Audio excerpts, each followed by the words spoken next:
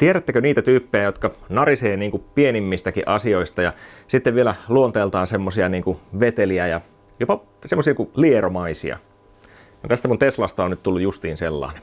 No, mä oon valeinsinööri ja nyt tutkitaan, että minkä takia tää mun Model 3 takapää on ruvennut pitämään semmoista ikävää narinaa, varsinkin pienissä nopeuksissa ja töyssyissä, mutkissa. Sieltä kuuluu semmonen aina toisinaan taas sitten ei.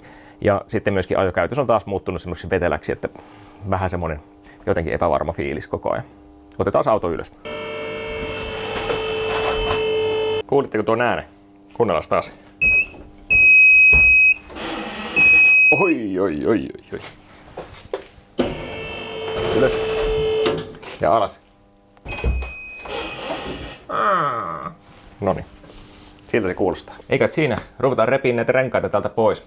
Vaihdan samalla kesäpyörät tähän alle, niin. Näinhän se on kunnon autoharrastajilla, että ei tarvi erikseen niin niitä kesäpyöriä ruveta vaihtamaan, vaan aina on joku remontti, että muutenkin syy nostaa auto ylös, niin tulee sitten vaihdettua siinä samalla kesäpyöräkin. No joo. Mutta hei, muuten, nyt on talvi päästelty tällä pinnotteella, minkä mä laitoin tähän silloin viime kesänä, niin eikö näytä ihan hyvältä vielä? Mielestäni tää on aika hyvässä iskus. Mä kylläkin pesin tämän aika vahvalla liuottimella joskus tuossa talvella, niin tuntuu, että siitä se liukkaus vähän niin kuin lähti kyllä pois sen myötä, mutta kyllä tää niin kuin mielestäni tää kiilto on ihan hyvä ja kyllä sen huomaa pestessä, että kyllä siinä sitä vielä on, mutta en tiedä saisiko se jotenkin vielä heräteltyä sen liukkauden tähän henkiin, mutta en tiedä, mutta ihan jees toistaiseksi. Huomaan kyllä, että vähän naarmuja on talven aikana on tullut, mutta se on sellaista.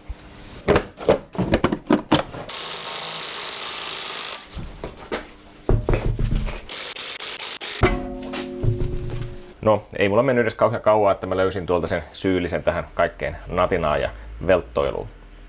Tulkaahan kattoo.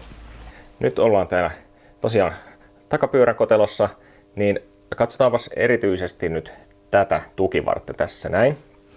Nimittäin erityisesti kun katsotaan tuonne korin päässä olevaan rakenteeseen, niin eikös näytäkin vähän jännästi, että se on aika epäkeskeisesti toi tukivarsi kiinni tuossa kiinnitysosassa, missä se jonkinmoinen pusla sitten sisällä ilmeisesti on.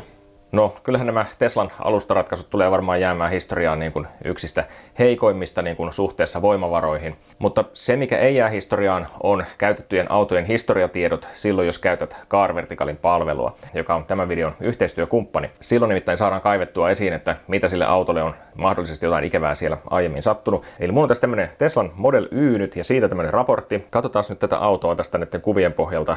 Joo, siellä näkyy, että pikkuakku on irrotettu. Sisusta ihan siistin näköinen tossa, mutta takana ei näytä ihan siistiltä. Siellä on sitten puskuri irti ainakin ja korttikin on kastunut. Ja tossa näkyy, että kyllä tuolla kuskin puolen kyljessäkin on jotakin kummallista tapahtunut. Kuvat on vähän huonoja, aika huono keli ollut näköjään tuolla. Ja toi vahinko on siis tapahtunut tuolla American puolella. Ja nyt sitten täällä tosiaan täällä Junk Salvage or Insurance kohdassa näkyy, että tää on ton salvage-titlein saanut, ja eikö se vähän niin kuin tarkoita, että se on niin kuin mennyt lunariin näin niin kuin kotimaisesti ajatellen. Mutta se mikä on mielenkiintoista, niin täältä löytyi sitten, että läpäissyt katsastuksen Suomessa syyskuussa 2024. Jos sä oot ostamassa käytettyä Teslaa tai mitä tahansa autoa, niin käytä Car Verticalin palvelua ja koodilla Valenssi saat 20% alennusta siitä raporttihinnasta. Eli kiitoksia Car Verticalille, niin palataanpas tämän Teslan pariin. Hetki piti tuossa tietysti netistä tutkia sitten, että onko nyt niin, että sen kuuluu olla tuollainen, mutta eihän se kuulu. Niin kuin nyt maalaisjärkikin sanoo, että ei se noin voi olla. Sehän hinkkaa tuonne melkein tuohon niin kuin tukipisteeseen tuolla ja siitä se ääni varmaan aika pitkälti tuleekin. Joko siitä tai siitä, että se pääsee kiertymään sitten ton niin kuin holkin ympärillä tuossa. Mutta mä luulen, että se aina välillä nimittäin poistuukin se ääni, niin se voi hyvin olla, että se on toi kiinnike, mihinkä toi hinkkaa toi reuna sitten. Eli sen takia ne kulmakin sitten on pielessä, kun tuo on päässyt liikkumaan tuosta sitten tonne vasemmalle. Otetaan nyt täältä tosiaan navan päästä tämä ensiksi irti, tämä haarukka. Katsotaan pomppaako se tuosta. Onko siellä jotakin jännityksiä? Jännittäviä jännityksiä. Mutteri lähti. Vähän niin kuin tuntuu sitä tuo. On tuossa. Ei kyllä se sieltä taitaa kohtuu sivistyneesti kuitenkin tulla tai sitten ei.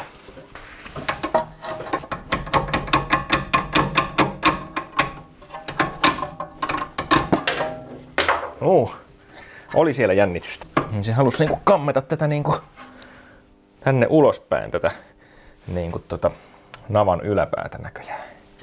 Okei. jännä nähdä, miten se uusi tuonne sitten saadaan. Sitten tämä seuraava, ja Teslan ohjeessa mainostettiin vaikeana saada tuo pultti tuolta pois, mutta tätä kun on vähän raotettu tätä sisäloksua, niin se pitäisi ehkä sieltä tulla. Kevyesti ainakin aukeaa. Vähän tuo jarruputkikin yrittää olla tuossa tiellä. Eli tuonne ottaa tuo kiinni, ja se oli jotenkin se ajatus, että tätä piti pikkasen tästä niin kuin väännättää, niin se ehkä sieltä voi tulla. Noniin, haha, siinä se on. Teslan näkökulman mukaan tämä tosiaan tulee sieltä pois sillä tavalla, että kun tässä on tämä tukivarsi, näin se on täältä irrotettu ja sitten tämä pitäisi saada sieltä mahtumaan pois, niin siellä on oikein videokin tuolla Teslan huoltomanuaalissa, että tätä vaan vähän tällä pikkusen käännellään ja samalla tätä pyöritetään ja käännetään ja se niinku tulee tuolta pois.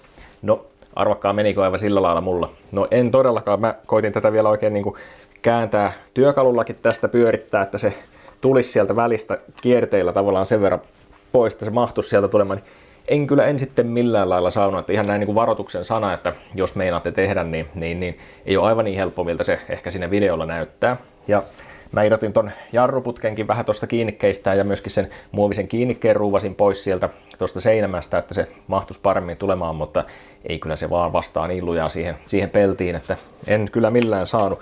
Mutta epätoivoiset tilanteet vaatii taas epätoivoisia konsteja, niin uskollinen ystävä puukkosaha on tässäkin varsin toimiva, että kun tuonne ei rälläkkään saanut eikä oikein remeliäkään nätisti, mutta tämän saa metalliterä tohon vaan ja varautua siihen, että toi pultti on aika kova, että voi mennä 1 terä per pultti. Voit ehkä sen toisen vielä just saada. Toi kärki vaan sinne käytännössä niin kuin ylettyy sahaamaan. Tuollaisen palan mä siitä nappasin. On ehkä joku 8 milliä. Mikä siitä kärjestä lähti. Kun mä pistin sen mutterin takaisin siihen tiukalle, että tämä ei pääse pyörimään. Ja sit siitä tavallaan mutterin juuresta vaan sahasin, niin siitä lähti tuollainen voi poja, kun tuli helposti pihalle sen jälkeen. Ei kanittanut yhtään enää, niin sai vaan vetää sen sieltä, niin ehkä jopa voin suositella tätä metodia, jos tätä meinaat ruveta tekemään. Kannattaa ainakin varmistaa, että joku leikkuuväline on siinä niin kuin saatavilla sitten, jos tuntuu siltä, että se ei muuten sieltä meinaa tulla. Tuonne toiselle puolelle meinaa käyttää aivan samaa metodia nyt kyllä. Mennään tekemään perinteinen vertailu nyt tällä ja sitten sillä uudella osalla. Tätä ei niin kuin kauhean kauan tarvitse katsella sieltä lintuperspektiivistä, että huomaa, että mikä näissä nyt se eroavaisuus sitten on. Eli tämä on karannut täältä aivan vinoon. Ja se on käytännössä ihan niin kuin täältä niin kuin sitä auton korikiinnikettä vasten täällä ei juurikaan ole enää mitään tällä puolella. Tää on taas sitten niin kuin ihan tässä keskellä puslaa niin kuin sen kuuluukin olla toi tukivarsi. Niin ei tuo nyt aivan tosiaan enää hyvältä tämä näytä. Se toinen ei ole ihan näin paha, mutta vaihdan sen silti, koska varmaan se kohta olisi. Tuolta se on niin kuin lähtenyt karkumatkalle tuolta sisältä ja se näkyykin, että se on vähän mennyt ruttuun niin kuin tuolla reunalla. Että se on varmaan, kun se on sinne kiskonut sen sisälle, niin se on vähän niin kuin samalla vetänyt tuota reunaa ruttuun sitten tuolta. Mutta tää on SKF:n tää uusi osa. Tää oli Tesla Orkkis. En nyt tiedä sitten onko mitään eroa tai järkeä ostaa joko Orkkis tai tarvike. Orkkis no ainakin oli mennyt huonoksi 120 000 kohdalla. En tiedä sitten kuinka kauan tämä tarvike kestää, mutta mä uskon, että SKF on kuitenkin semmoinen merkki, minkä uskallan sinne laittaa ja noita sain ihan järkihintaa hommattua sitten. Okei, nyt siellä on lopulta uutta osaa paikallansa. Kyllä pientä tappelua taas piti olla tuossakin, mutta mä kerron vähän käytännön vinkkiä, että miten mä tuon lopulta sitten tuonne sain. No niin, siellä se tosiaan on. Toki nyt kiristystä vailla vielä. Mutta tosiaan tämä pultti on semmoinen, mikä tuotti hieman harmaita hiuksia. Eli tätä puslaa pitää saada siis väännettyä vähän niin kuin tämmöiseen asentoon, jotta se menee toi pultti tuolta läpi. Ja kokeilin myöskin niin päin, että laitan vipana tuon, ei onnistu, vielä vaikeampi tuon saada sitten siinä kohtaa, kun siellä on sitä jännitystä, niin kyllä se kannattaa tehdä niin, että tuolta perältä ensin ja sitten vasta tämä tästä. Mä nyt tein sitten niin, että mä työnsin ruuvarin niin kuin täältä päin ensin sinne sisälle, mä sain tällä sitten väännettyä sitä sillä lailla, vähän toki väänsin ensin tältä toiseltakin puolelta, että se liikahti vähän lähemmäksi ensin ja sitten tämä tänne ja vääntöä ja sitten pultti sisään tältä puolelta, mistä se nyt menee sinne tosiaan. Ja sitten sillä sai pökittyä sen niin kuin aina tänne niin kuin haarukkaan asti, että siitä sitä ei toki sitten saanut menemään enää läpi sillä konstilla, kun ei saanut enää tällä väännettyä. Niinpä sen jälkeen sitten tämmönen iso lenkki, joka menee yli tuosta pultin päästä niin tuonne väliin ja tähän vääntöä ja sitten vasaralla iskua samaan aikaan siihen pulttiin, niin sitten se holahtaa läpi. Tietysti katsoo vähän siltä toiselta puolelta, että se menee suurin piirtein sinne kohdallensa sinne reikään, niin sillä konstilla mä tuon sain menemään. Ei se aivan näppärää ollut, mutta onnistu. Joo, molemmat on nyt vaihdettu. Ei tämä toinen ollut vielä lähtenyt tuolta liikkeelle, mutta varmaan se kohta olisi lähtenyt, niin olisi ollut vähän pöhköä olla se nyt vaihtamatta.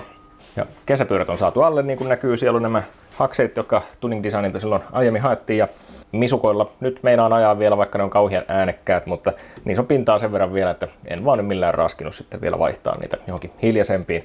Niin. Se on sitten niin.